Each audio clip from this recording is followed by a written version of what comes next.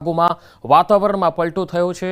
વહેલી સવારથી જ કેટલાક ભાગોમાં ઝરમર વરસાદ વરસ્યો। વિરામ બાદ વલસાડ જિલ્લામાં વરસાદી માહોલ જોવા મળ્યો। જિલ્લામાં વાદળછાયું વાતાવરણ જોવા મળ્યું। વલસાડ અને વાપી આસપાસના વિસ્તારોમાં વરસાદ પડ્યો। વલસાડના નીચાણવાળા કેટલાક વિસ્તારોમાં પાણી ભરાઈ ગયા। ચીપવાડ હનુમાનજી મંદિર એમજી રોડ પર પાણી ભરાઈ ગયા। ભારે વરસાદને કારણે ચીપવાડ ગરનાળામાં પાણી ભરાયા। પાણી ભરાવાના કારણે રાહદારીઓ અને વાહન ચાલકો પરેશાન થયા છે। વાપી, કપરાડા, ધરમપુરમાં પણ છૂટોછવાયો વરસાદ થયો છે। વલસાડ જિલ્લામાં ભારે વરસાદની આગાહી છે। તો ભારે વરસાદથી નેશનલ હાઈવે પર પાણી ભરાઈ ગયા। વલસાડ નજીક હાઈવે ઓવરબ્રિજના સર્વિસ રોડ પર પાણી ભરાયું છે। વાહન ચાલકો અને રાહદારીઓ પરેશાન થઈ રહ્યા છે। બે અલગ અલગ તસવીરોમાં તમે જોઈ શકો છો। વધુ માહિતી મેળવીએ સંવાદદાતા ભરતસિંહ વાઢેર જોડાયા છે વલસાડથી। ભરત, હાલ કયા કયા વિસ્તારોમાં પાણી ભરાવાથી સમસ્યા ઊભી થઈ છે?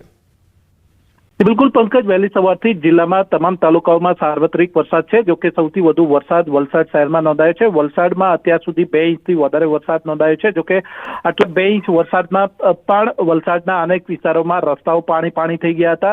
वात करीए तो चीपवाड रेलवे गरनाळुं, चीपवाड जे हनुमानजी मंदिर छे त्यां चौक छे ते विस्तारनी साथे साथे एमजी रोड पर पण पाणी भराया हता। साथे ज तीथल रोड अने शांतिवन अने मिशन कॉलोनी विस्तारमां पण पाणी भराया हता। आथी वहेली सवारथी ज लोको परेशान થયા હતા।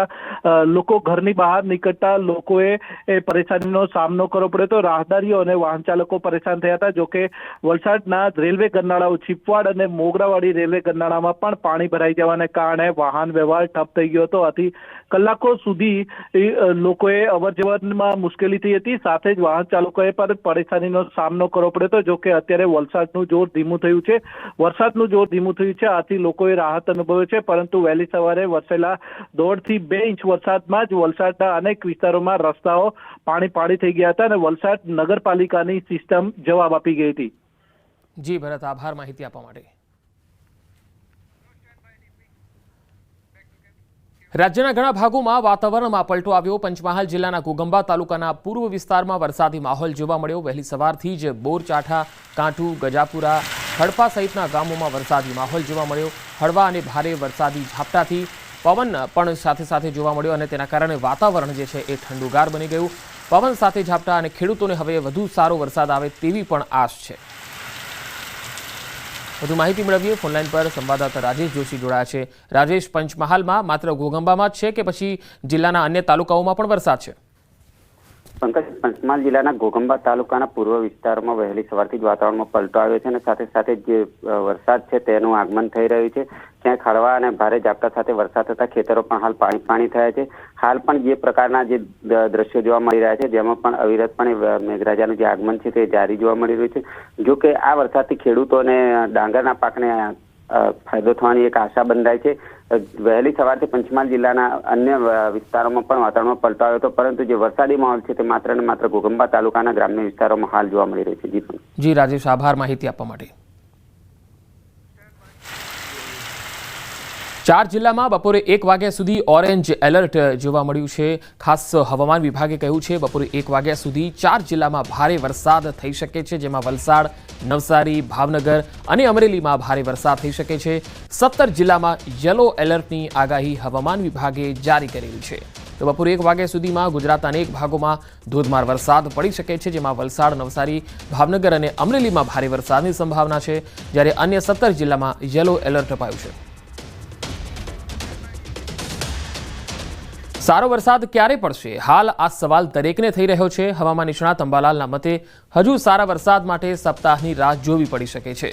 जो के ऑगस्ट अंतमां मेघराजा खेडूतोने तृप्त करी देशे तेवुं पण अंबालालनुं अनुमान छे।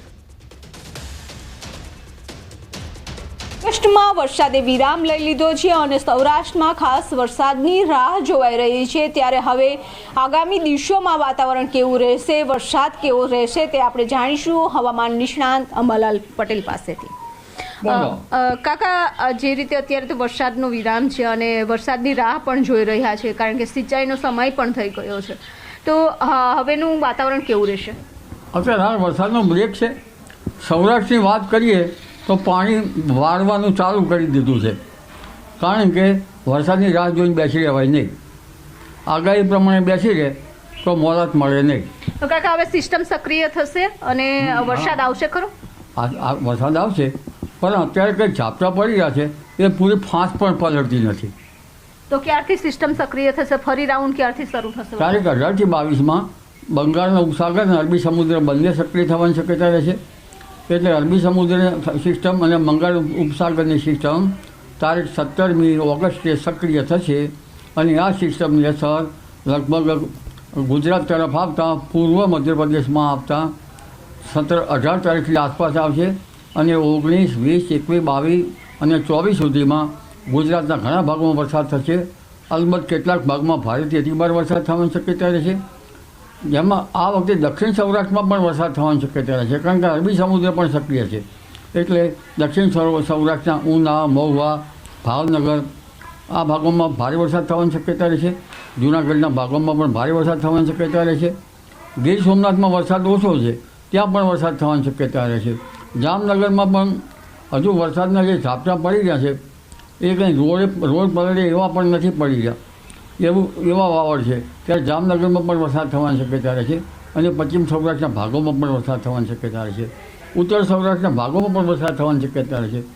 રાજકોટના ભાગોમાં વરસાદ થવાની શક્યતા રહેશે. મોરબીના ભાગોમાં વરસાદ થવાની શક્યતા રહેશે. આ ઉપરાંત વરસાદ લગભગ સુરેન્દ્રનગરના ભાગો, હળવદના ભાગો, ધાંગધ્રાના ભાગો, ચોટીલાના ભાગો, થાનના ભાગો વગેરે ભાગોમાં પણ વરસાદ થવાની શક્યતા રહેશે. અને પણ કાકા વરસાદ કેવો રહેશે ઓગસ્ટના એન્ડમાં? 19 થી 22 કે 24 તારીખમાં ભારે વરસાદ થવાની શક્યતા છે. કેટલાક ભાગમાં અતિ ભારે વરસાદ થવાની શક્યતા રહેશે અને ઓગસ્ટના એન્ડ સુધીમાં તો ભારેથી અતિ ભારે વરસાદ થવાથી રાજ્યની કેટલીક નદીઓમાં પૂરની સ્થિતિ પણ થવાની શક્યતા છે. પરંતુ વરસાદ કચ્છના ભાગોમાં વરસાદ થવાની શક્યતા છે. ઉત્તર ગુજરાતના કેટલાક ભાગોમાં વરસાદ થવાની શક્યતા છે. પાટણ, મહેસાણા, સમીયાર્ડમાં વરસાદ થવાની શક્યતા છે. ઉત્તર ગુજરાતના કેટલાક ભાગમાં ભારે વરસાદ થવાની શક્યતા રહે છે. સાબરકાંઠાના ભાગોમાં વરસાદ થવાની શક્યતા છે. કેટલાક ભાગમાં ભારે વરસાદ થવાની શક્યતા રહે છે. પંચમહાલના ભાગોમાં ભારેથી અતિભારે વરસાદ થવાની શક્યતા રહે છે અને લગભગ મહીસાગરના ભાગોમાં પણ કેટલાક ભાગમાં ભારેથી અતિભારે વરસાદ થવાની શક્યતા રહે છે. પણ વિભુ આ વખતે જે વરસાદ થઈ રહ્યો છે એ કિસ્સામાં અતિ ભારે વરસાદ થાય, કોઈ ભારે વરસાદ થાય અને થોડા કિલોમીટર દૂર વરસાદનું પ્રમાણ ઓછું હોય છે. એટલે આ વરસાદ જે છે એ લગભગ ગુજરાતના ઘણા ભાગોને તૃપ્ત કરશે, પણ કોઈ ભાગમાં ઓછો અથવા તો કોઈ ભાગમાં ભારે વરસાદ આવી સ્થિતિ અત્યારે છે. અને તારીખ 26 બાદ પણ એક સિસ્ટમ મજબૂત થશે અને ઓગસ્ટના અંત સુધીમાં વરસાદ આવવાની શક્યતા છે. આ સિસ્ટમના કારણે પણ લગભગ ગુજરાતના મધ્ય ભાગોમાં વરસાદ થવાની શક્યતા છે. હમણાં 19 થી 22માં દક્ષિણ ગુજરાતના ભાગોમાં પણ ભારેથી અતિભારે વરસાદ થવાની શક્યતા છે.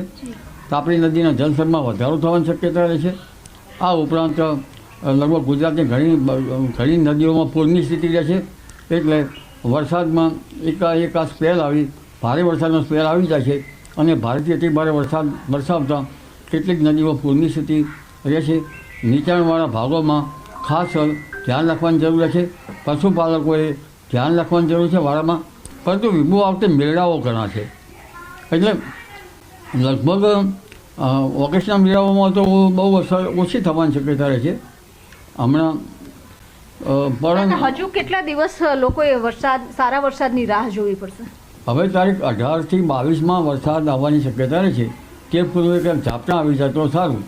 એટલે લગભગ હજુ એક સપ્તાહ અને એના થોડાક દિવસ બાદ હજુ વરસાદની રાહ જોવાની રહેશે. તો આ હતા હવામાન નિષ્ણાંત અંબાલાલ પટેલ અને તેઓનું કહેવું છે કે 15 ઓગસ્ટ બાદ ફરી વરસાદી સિસ્ટમ સક્રિય થશે અને સારો વરસાદ છે તે આવશે, પરંતુ 15 ઓગસ્ટ સુધી વરસાદની રાહ જોવી પડશે. કેમેરામેન પ્રકાશ દેસાઈ સાથે વિપ પટેલ, ન્યૂઝ 18 ગુજરાતી, ગાંધીનગર.